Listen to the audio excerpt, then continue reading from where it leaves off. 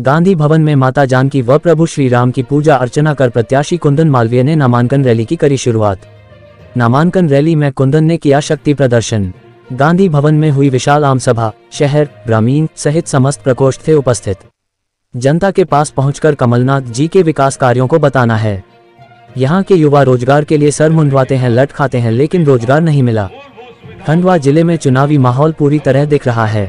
ऐसे में नामांकन जमा करने के आखिरी दिन 30 अक्टूबर सोमवार को दोपहर 12 बजे अखिल भारतीय कांग्रेस कमेटी ने नामांकन रैली के बहाने जमकर शक्ति प्रदर्शन किया।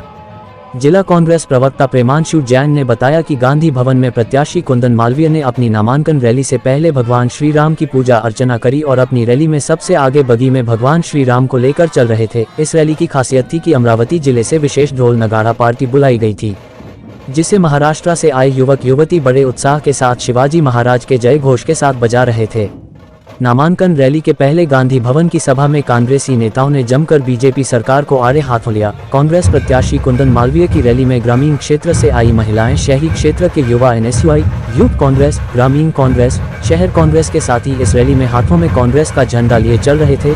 कांग्रेस के वरिष्ठ नेता हुकुम वर्मा, यशवंत सिलावट, उमेश गोयल, मोनिका मनरे, हुकुम मिलुंदे, मानद चाकरे, धर्मेंद्र साकल्ले भी समर्थन देते हुए इस रैली में सम्मिलित हुए और कांग्रेस को विजय बनाने की अपील की। यह रैली शहर के प्रमुख मार्गों से होते हुए एसडीएम कार्यालय परिसर पहुंची, जहां खंडवा कांग्रेस प्रत्याशी कुंदन मालवीय ने नामांकन दाखिल किया। नामांकन जमा करने में उनके साथ प्रभारी मोहन तिवारी, शहर कांग्रेस अध्यक्ष डॉक्टर मुनीश मिश्रा, अमरेश पांडे, रामपाल सिंह केहलारी, नमित नीरज मौजूद थे। रैली के दौरान लोगों का जन सैलाब उमड़ पड़ा। प्रत्याशियों ने भारतीय जनता पार्टी की रीति नीति की जमकर आलोचना की। देखिए, कांग्रेस के कार्यकर्ताओं में बहुत उत्साह है और आम जनता भी इस समय भारतीय जनता पार्टी को हटाकर कांग्रेस की सरकार बनाना चाहती है और इसके पीछे जो तमाम बातें हैं उससे आप अच्छी तरह से वाकिफ़ हैं।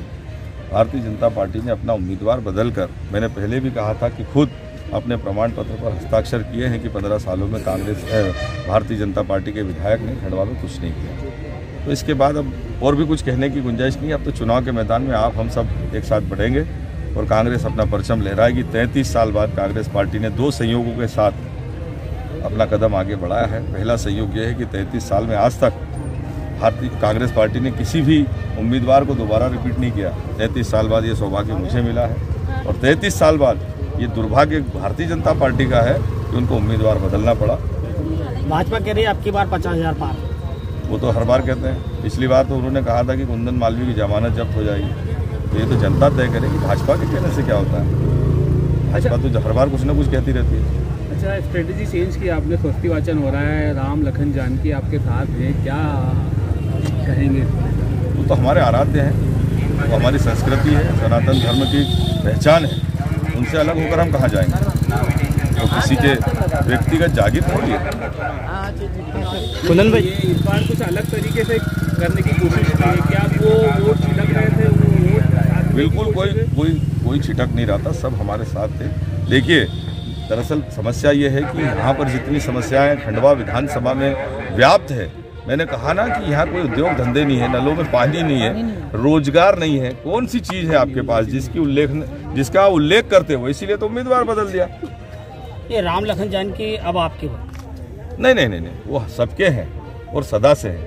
आज और कल में उनको हमने अपनाया नहीं है। क्या कोई आज उनका कोई शो नहीं कर रहे हैं? वो चूंकि हमारा आत्मबल है, अपने आत्मबल को, अपनी शक्ति को साथ में लेकर चलना मैं नहीं समझता कि कोई बुरी बात है। अच्छा, आपने जीत से पहले ही आज ढोल नगाड़े बजवाए, ऐसा कुछ है? बिल्कुल बजाएं, क्योंकि मुझे पूरा यकीन है ये भारतीय जनता पार्टी की रवानगी है और कांग्रेस के आमद का खुशी का माहौल है। कुंदन भाई, मेरा एक सवाल था कि कांग्रेस के जो कुछ प्रत्याशी थे जिनको टिकट नहीं दिया गया, अब उनके को भीतरघाट डर रहेगा आपको? बिल्कुल नहीं, सारे लोगों से बिल्कुल अच्छी बातचीत हो चुकी है और उनके मन में कोई मलाल नहीं है। देखिए, पार्टी की प्रक्रिया से ही मुझे टिकट मिला है। उन लोगों के मन में ये भाव था कि कहीं ऐसा तो नहीं है कि हमको धोखे में रखा गया, लेकिन वो सारे वरिष्ठ नेताओं से मिले हैं और मिलने के बाद उनके मन में संतुष्टि है। लड़ेंगे आपके आशीर्वाद से। अब रहा सवाल खंडवा का। खंडवा के ग्रामीण क्षेत्र की सड़कें देखिए जाकर, बड़े बड़े डंपर जो भारतीय जनता पार्टी के भ्रष्टाचार का प्रतीक है, जो भारतीय जनता पार्टी के लूट खसोट का प्रतीक है, वो तमाम डंपर जो है हमारी सड़कों को खराब कर चुके हैं।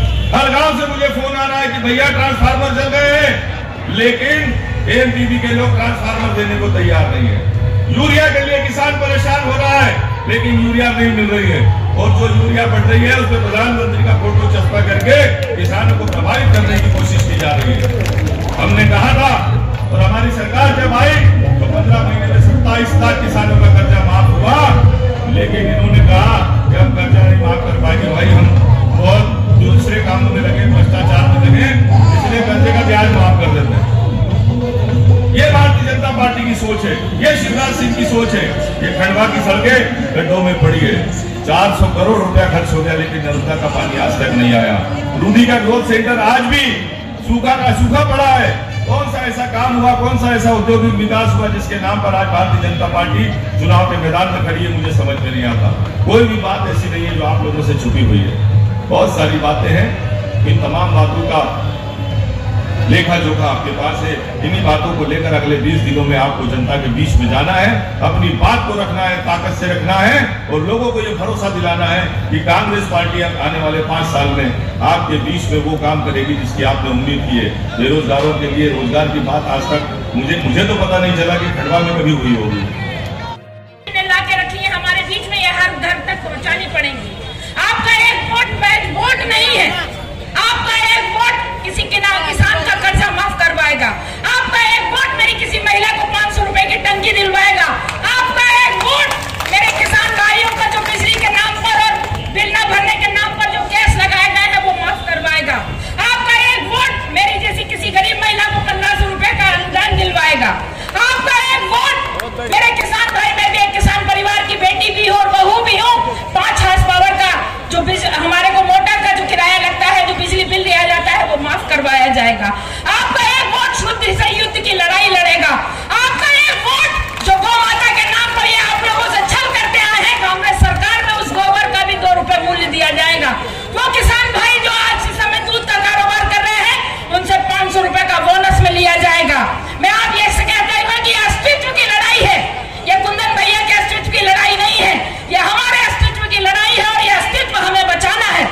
और मैं सिर्फ इतना कहूंगी कि इसमें आज की जो सत्ताधारी पार्टी है उसने इतनी मतमस्त हो गई है कि किसानों को भी छला है, बेरोजगारों को भी छला है, महिलाओं को भी छला है और यहाँ तक कि हमारे भगवानों को भी छोड़ा नहीं है। उसका महाकाल रूप एक गीता जात का प्रमाण है। मैं अपनी बात को यही विराम देते हुए 4 पंक्तियों से अपनी बात को खत्म करती हूँ कि कैसे कैसे मंजर सामने आने लगे हैं। माँ को लोग याद करिए कि कैसे कैसे मंजर अब सामने आने लगे हैं कि इनके लोग तो अब भाषण देते देते भी चिल्लाने लगे हैं कि अब तो बदल देना इस तालाब का पानी, कि अब तो बदल देना इस तालाब का पानी, इस पानी में कमल अब तुम नाले लगे